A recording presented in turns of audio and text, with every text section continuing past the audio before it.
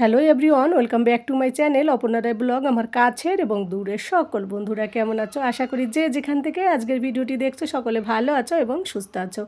আমরাও তোমাদের ভালোবাসা ঠাকুরের আশীর্বাদে বেশ ভালো আছি। আজ হচ্ছে স্পেশাল ডে, তো স্পেশাল ডেতে আমি কি রান্না করব সেটাই শেয়ার করছি। দেখো, এদিকে চিকেন নিয়েছি ধুয়ে পরিষ্কার করে, এদিকে আলু কেটে ধুয়ে নিয়েছি, কিছু আলু গোটা আছে, কিছু আলু মাঝখানে কেটে নিয়েছি, এদিকে বিরিয়ানি মশলা আছে, আর এইদিকে আছে সমস্ত রকমের মশলা একদম মিক্সিতে গ্রাইন্ড করে নিয়েছি, আর ওইদিকে পেঁয়াজ কেটে রেখে দিয়েছি, আর ওইদিকে তো চাল রয়েছে, চালটা পরে মেপে রেখে দিয়েছি, পরে আর কি ভিজিয়ে রাখবো। আমি চাল সঙ্গে সঙ্গে আর ভিজিয়ে রাখি না। তো যাই হোক, সব কিছু গুছানো কমপ্লিট। এবার আমি রান্নাটা শুরু করব।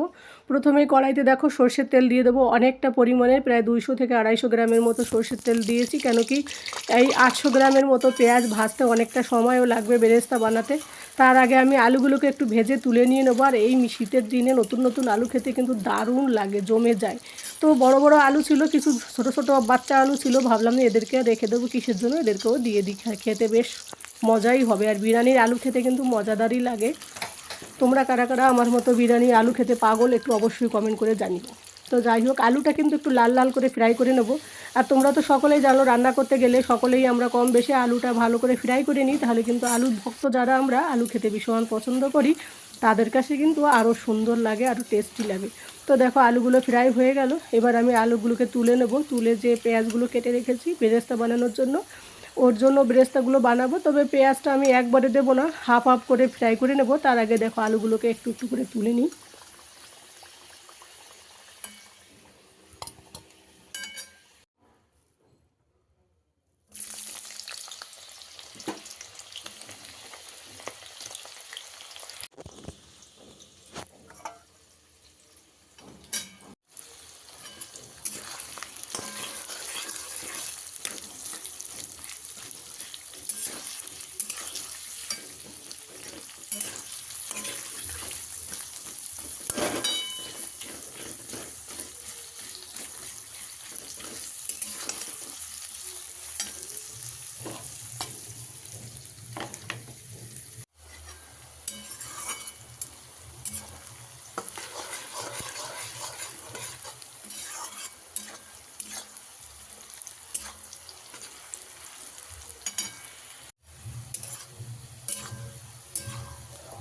তো দেখলে বন্ধুরা, পেঁয়াজগুলো কিন্তু অনেকটা ফ্রাই করা হয়ে যাচ্ছে। আর বেরেস্তার জন্য পেঁয়াজ কিন্তু গ্যাসটাকে একদম চড়িয়ে রেখেছি আমি, আর সবসময় নাড়তে থেকেছি, না হলে পেঁয়াজ থেকে জল বেরোলে বেরেস্তা বানাতে অনেকটা টাইম লেগে যাবে, চট জলদি বানাতে হবে। তো ওই কারণে আমি একদম গ্যাসটাকে হাই করে রেখে তারপর জলদি জলদি করে মানে খুন্তিতে নাড়াচাড়া দিয়ে বেরেস্তা বানিয়ে নিয়েছে। ঠান্ডা হলে মুচমুচে হয়ে যাবে।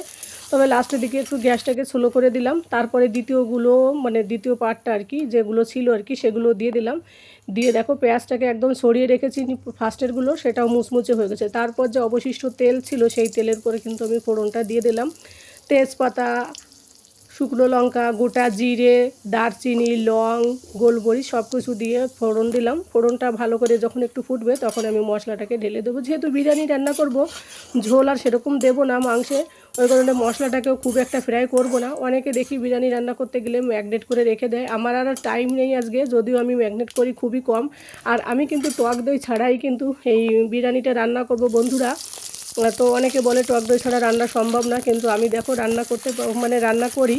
অবশ্যই তোমরা একবার ট্রাই করতে পারো আমার মতো এভাবে টক দই ছাড়া বিরিয়ানি কীভাবে রান্না করা হয়। যারা জানো না তারা প্লিজ একবার ট্রাই করে নিও। আর এইদিকে দেখো, 1 চামচের মতো পেঁয়াজ তুলে রেখেছিলাম বেরেস্তা করার সময়, সেটাও তুলে রেখেছিলাম, সেটা দিয়ে ফ্রাই করে হালকা করে মশলাটাকে পুরো ঢেলে দিয়েছি। এর মধ্যে কিন্তু আমি গোটা শুকনো লঙ্কাও দিয়েছি, ওই মিক্সি গ্রাইন্ডে, টমেটো, আদা, রসুন এগুলো দিয়ে আমি একটা পেস্ট বানিয়ে নিয়েছি। কোনো জিরে দিইনি, জিরেটা আমি ভেবেছি পাউডারে দেবো, তাছাড়া গরম মশলা থাকবে, আবার ওদিকে বিরিয়ানি মশলা থাকবে, ওই কারণে আর আমি জিরে এখন আর দিলাম না এর মধ্যে, মিক্সির মধ্যে। ওই কারণে যেটা দিয়েছি সেটা দিয়েই আমি পুরো গ্রেভিটা বানিয়ে নিলাম। এবার এটাকে হালকা একটু ফ্রাই করব, খুব একটা বেশি ফ্রাই করব না। তো জলটা যখন টেনে গেল, তখন আমি দেখো কিছুটা পরিমাণের শুকনো ধনে জিরে, কিছুটা হচ্ছে গোটা জিরের যে পাউডার, সেই পাউডারটা, কিছুটা হচ্ছে 2 চামচের মতো কাশ্মীরি লঙ্কার গুঁড়ো কালারের জন্য, আর এইদিকে দিয়ে দিলাম হলুদ, দিয়ে ভালো করে এগুলোকে মিশিয়ে দেবো, ড্রাই মশলাগুলোকে। তো বেশ সুন্দর একটা কালার আসবে কাশ্মীরি লঙ্কার গুঁড়ো দিলে। জিরের পাউডারটা আগে থেকে দিইনি, এই কারণে যে জলটা একটু শুকিয়ে যাক, তারপর তো জলটা অনেকটা শুকিয়েও গেল, তার জন্য ওটা দিয়ে দিলাম, দিয়ে লবণ দিয়ে এবার মশলাটাকে আরেকটু ভালো করে মিশিয়ে নেব। তারপরে আমি মাংসগুলোকে একদম ঢেলে দেবো। যেহেতু বিরিয়ানির মশলা, এই মাংস কষানো হতে হতে মাংসটাও নরম হয়ে যাবে, মশলাটাও কষানো হয়ে যাবে, জল দেওয়া লাগবে না। ঢেকে রান্না করলে এমনি এই মাংস থেকে যে জল বেরোবে সেটাতে কিন্তু মাংসটা পুরো কমপ্লিট হয়ে যাবে। আর যেহেতু মাংসগুলো একটু বড় সাইজের, একটু সময় লাগে, তারপর আমি দই লেবু কোনো কিছুই দিইনি, সেই কারণে আমি একটু এইভাবেই রান্না করি। তো নর্মালভাবে একেবারে পাতিভাবে যদি তোমরা রান্না করতে চাও, অবশ্যই এইভাবে রান্না করতে পারো, খেতে কিন্তু ভালোই লাগে, কোনো কিছু ফারাক অতটা বোঝা যায় না যে এর মধ্যে কি দিয়েছি কি দিইনি। তো সিম্পলভাবে একদম আমার রান্না। তো দেখো মাংসগুলো এবার দিয়ে দিলাম, দিয়ে মাংস আর ওই মশলা ভালো করে মিশিয়ে নেবো। মিশানোর পর তারপরে কিন্তু আমি ঢেকে দেবো।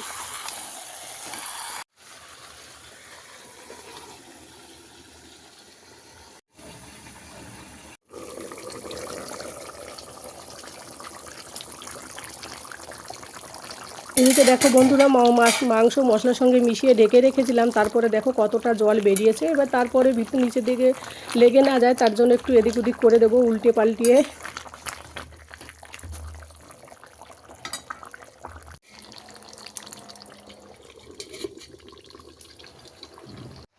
এবার আবার ফিরে এলাম 10 মিনিট পর, গ্যাসটাকে একেবারে স্লো রেখে। তো দেখেই বোঝা যাচ্ছে মাংসর কালারটা দেখে একটু মাংসটা অনেকটা সিদ্ধ হয়ে এসছে। আর কতটা জল বেরিয়েছে, আমি কিন্তু এক্সট্রা একটুও জল দিইনি, যেহেতু অনেক মশলা ছিল, পেঁয়াজ ছিল, ওখান থেকেও জল বেরিয়ে যায়। তারপর দেখলাম যখন মাংসটা প্রায় হয়ে এসছে, তখন আমি যে আলুগুলো ফ্রাই করে রেখেছিলাম সেই আলুগুলো দিয়ে ভালো করে মাংসের সঙ্গে একটু মিশিয়ে দেবো। যেহেতু নতুন আলু, খুব একটা টাইম লাগবে না, তখন অনেকটা সুন্দর করে আলুটা ফ্রাই করেছি, তখনই হাফ হয়ে গেছিলো। তো এবার যেটা ছিল বাকি যেটা থাকবে সেটাও আলুটা কমপ্লিট হয়ে যাবে, মানে রান্না কমপ্লিট হতে আর কি, সফট হতে। তো আলুর সঙ্গে একটু হালকা হালকা করে মিশিয়ে দেবো, দিয়ে আবার কিছুক্ষণ আমি ঢেকে দিয়ে ফিরে আসছি বন্ধুরা। তো দেখো আবার ঢেকে দিলাম, দিয়ে আবার 5 মিনিট পর আবার তুলে নেব, কারণ অনেক সময় কি হয় নিচের থেকে লেগে যাওয়ার সম্ভাবনা থাকে। আর এদিকে চালটাও ধুয়ে রেখেছে, আর ওদিকে জলটাও দিয়ে দিলাম কড়াই ডিশে। তার আগে একবার চেক করে দেখলাম চিকেনটার কতটা বাকি। তো দেখলাম আর 10 মিনিটের মতো থাকলে হয়ে যাবে, স্লো করে দিয়ে ঢেকে রাখলে। তো ওই কারণে আমি এখনই ভাতটা বসিয়ে দেবো, আর তার আগে চালটা ধুয়ে রেখে দিলাম। আর ওই জলটা গরম হতে হতে যতটা টাইম লাগবে ততটা চালে ভিজলে তো সেটাতেই হয়ে যাবে। এদিকে গ্যাসে দিলাম, আর এদিকে দেখো জল দিলাম। এবার জলের মধ্যে দিয়ে দেবো হাফ চামচের মতো আমি ঘিটা যেহেতু জমাট বাঁধা, ওই জন্য ভালো করে গলতে চাইনি প্রথমে যখন দিলাম। তারপরে প্রথমেই দিলাম দুটো তেজপাতা, তারপরে কিছু গোটা মশলা দিলাম আর কি, আদা, এলাচ, লং, গোলমরিচ এইসব দিলাম। বেশ ভাতে একটা গন্ধ থাকে, অনেকে জয়িত্রীও দেয়, তো আমার কাছে ছিল না ওই জন্য আমরা দিইনি, তোমাদের কাছে থাকলে অবশ্যই দিতে পারো। তারপরে দেখো হাফ চামচের মতো জমাট বাঁধা, এখন শীতের দিনে দেখবে ঘিটা একটু জমে যায়, তো ওই বাড়িতে বানানোই ঘি সেটাই দিয়ে দিলাম। দিয়ে ভালো করে এর সঙ্গে জলের সঙ্গে ঘিটা যখন মিশে যাবে, তখন এমনিতে জল ফুটলে এমনিতেই মিশে যাবে যদিও। তারপর জলটা যখন বেশ টকবক করে ফুটবে, আর একটু লবণও দিলাম, অফ ক্যামেরায় সেটা দেখাতে পারলাম না, ভুলে গিয়েছিলাম আর কি, যাই হোক। তারপরে ঢেকে রেখে দিলাম, আর একটু মাংসটাকে তুলে তুলে দেখছিলাম কি খবর ওর আবার। তো যাই হোক, জলটা দেখছি ফুটে এসছে। তো জলটা ফুটে এসে যখন আস্তে আস্তে করে চালগুলো ভেবেছি ঢেলে দেবো এবার। আর ঘি দিলে ভাত থেকে যে একটা গন্ধ থাকে, ঘি এলাচ দিলে বেশ ভালো লাগে, ওই গন্ধেতে কিন্তু একদম মানে বিরিয়ানিটা খেতে টেস্টি লাগে। আর এক্সট্রা আরও কোনো কিছু আমি দেবো না। তো তারপর দেখো চালগুলো আমি দিয়ে দিলাম, দিয়ে একটু নাড়াচাড়া দিয়ে এবার ঢেকে দেবো। চালটা খুব একটা বানাবো না পাকা, মানে হালকা কাঁচা কাঁচা থাকবে, তখনই আমি চালগুলোকে তুলে নেব। 10 মিনিটের মধ্যেই চালটা হয়ে যাবে। বিরিয়ানির চালের ভাত তো বেশি সময় লাগে না, সকলেই জানো। আর জল গরম করে দেওয়ার পরে এমনিতেই সময় আরও কম লাগে ভাতে, নর্মাল ভাতে। আর এটা তো আরও ভাতটা সফট হওয়ার আগেই বের করে দেবো আমি। আর এদিকে একটু খবর দেখি চিকেনের কি খবর। তো চিকেনটাকে তুলে দেখি, খবরটা ঠিকঠাকই আছে, দেখে বোঝা যাচ্ছে ঝোলটা আরও অনেকটা টেনে গেছে। এবার আমি চিকেনটা প্রায় কমপ্লিট, এবার আমি এর উপর দিয়ে একটু হালকা ধনেপাতা দেবো। আর শীতের দিনে যে কোনো রান্নায় ধনেপাতা ছাড়া মনে হয় আমার কাছে অসম্পূর্ণ, তো একটু ধনেপাতা দিয়ে মিশিয়ে দেবো চিকেনটাকে।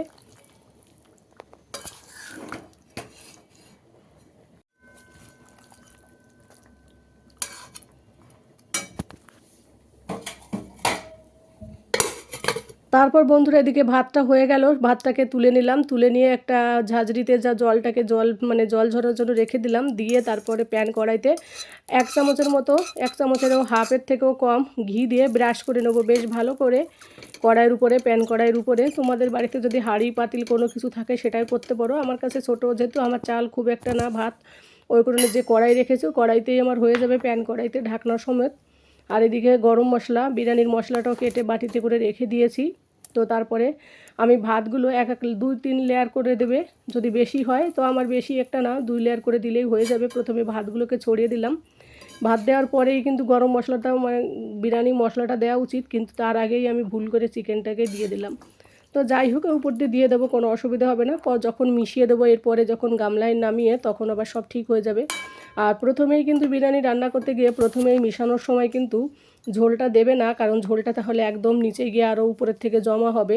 আর প্রথমেই ঝোল দিলে পারে আরও ভাতটা বেশ ভিজে ভিজে হবে, বিরিয়ানি ঝরঝরে মনে হবে না। তো চিকেন অল্প দিয়ে, একটা আলু 2 পিস চিকেন দিয়ে তারপরে একটু গরম মশলা বিরিয়ানি মশলা ছড়িয়ে দিয়ে তারপরে যে পেঁয়াজের বেরেস্তাটা দিয়ে দিলাম। আর এই পেঁয়াজের বেরেস্তা দিলে বেশি করে দিলে কিন্তু বিরিয়ানি খেতে বেশ টেস্টি লাগে। দিয়ে এরপরে এবার আমি আবার ভাতের আর এক লেয়ার দেবো। তো দেখো আবার এর উপরে আর একটা লেয়ার দিচ্ছি ভাতের।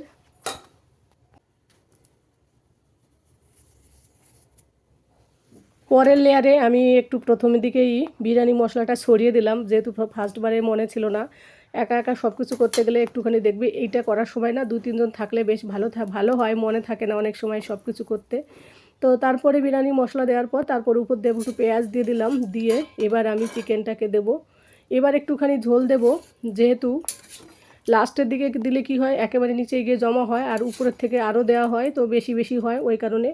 আর ঘি কিন্তু আমি এখন দেবো, কারণ অলরেডি নিচে একবার দেওয়া হয়েছে একেবারে ফার্স্টের দিকে, ওই জন্য এখন একটু ঘিটা ভেবেছি দেবো।